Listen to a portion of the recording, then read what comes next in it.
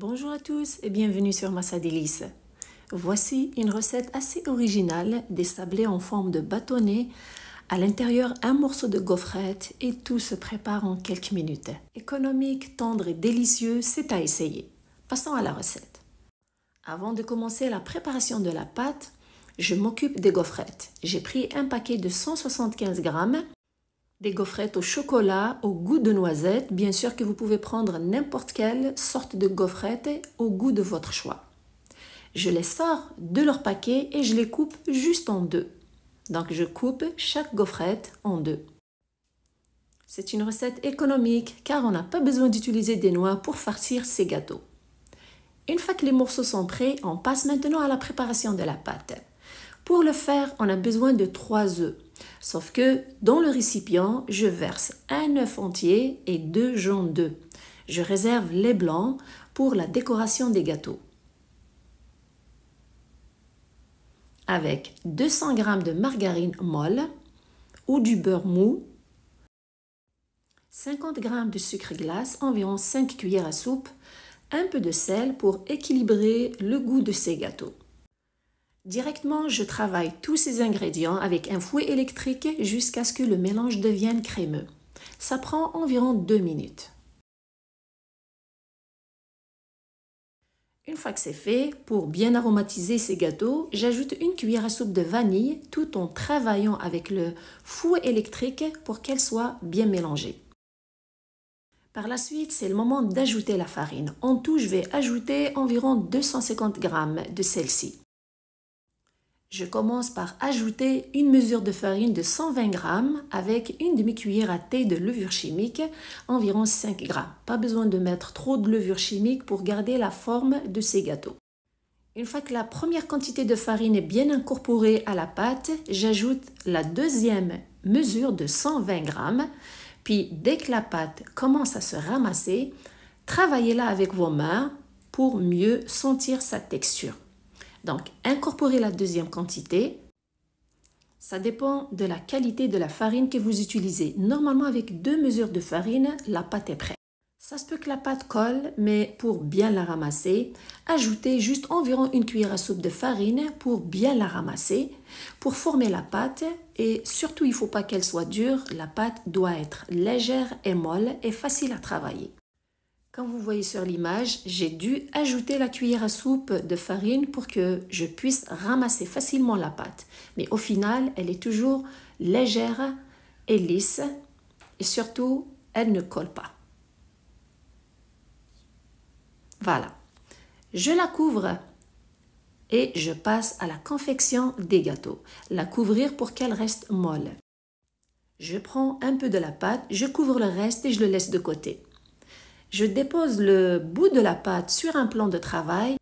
Surtout, utilisez la farine pour le travailler. Je lui donne la forme longue car je vais confectionner des bandes longues de cette pâte. L'étaler avec un rouleau pâtissier tout en utilisant la farine pour que la pâte soit facile à manipuler. Lui donner la forme longue. Bien l'étaler avec le rouleau pâtissier jusqu'à ce que vous ayez l'épaisseur d'environ 2 mm. Voilà. Il ne faut pas que la pâte soit épaisse car on va l'enrouler. Donc, enrouler la pâte qui est épaisse, ça va nous donner des gâteaux qui sont trop épais. Puis, couper les extrémités de la pâte pour avoir la largeur du morceau de la gaufrette. D'ailleurs, essayez de le mesurer par rapport à la largeur de la pâte. Je prends le morceau de la gaufrette, comme vous voyez sur l'image, je le dépose sur la pâte et je l'enroule juste 2 fois. Une fois, puis je commence à la travailler sur les côtés. C'est pas grave si votre pâte se casse, elle se travaille facilement. Vous pouvez la travailler pendant que vous confectionnez les gâteaux facilement car la pâte est légère et elle est facile à travailler. Une fois que vous avez enroulé 2 fois la pâte sur le morceau de la gaufrette, la travaillez avec vos doigts sur les côtés et coupez, puis continuez à la travailler comme vous voyez sur l'image, pour avoir un bâtonnet du gâteau, à l'intérieur un morceau de gaufrette, mais qui est bien ajusté. Travaillez le gâteau tout au long de sa confection, pendant et après, pour lui donner une forme longue, une forme d'un bâtonnet qui est bien fait.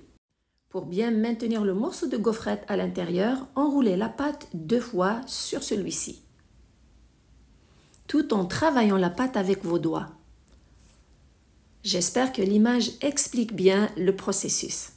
Surtout, n'oubliez pas les amis de liker et de partager la vidéo. Et pour plus de recettes faciles, rapides, économiques, je vous invite à vous abonner.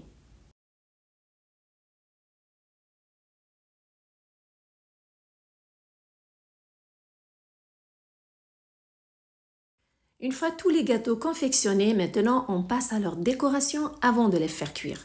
Je prends les 2 blancs d'œufs qu'on a réservés dès le début, les travaille avec la fourchette pour bien les défaire. J'ai aussi de la noix de coco à côté. Vous pouvez utiliser des cacahuètes ou des noix pour les enrober avant de les déposer sur la plaque de cuisson.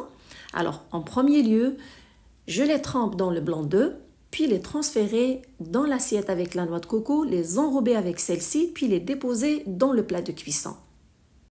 Le four est préchauffé à 180 degrés Celsius, 350 degrés Fahrenheit, les faire cuire au milieu du four jusqu'à ce qu'ils deviennent bien dorés. Ils prennent entre 30 à 35 minutes de cuisson. En tout cas, il faut les retirer quand ils sont bien dorés. Une fois qu'ils sont bien refroidis, je décore les gâteaux avec du chocolat fondu.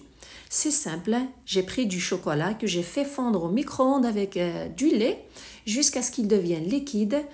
Une fois qu'il est tiède, je l'ai mis dans cette bouteille que vous voyez sur l'image. Quand vous pouvez le mettre dans un sac Ziploc et vous coupez légèrement le bout du sac, puis vous décorez vos gâteaux avec celui-ci. Après leur décoration, les laissez au frigidaire pour que le chocolat sèche et il vous reste qu'à les déguster. De bons gâteaux qui sont tendres avec beaucoup de goût, faciles à réaliser, j'espère qu'ils sont à votre goût. J'attends vos commentaires. Prenez soin de vous et à la prochaine!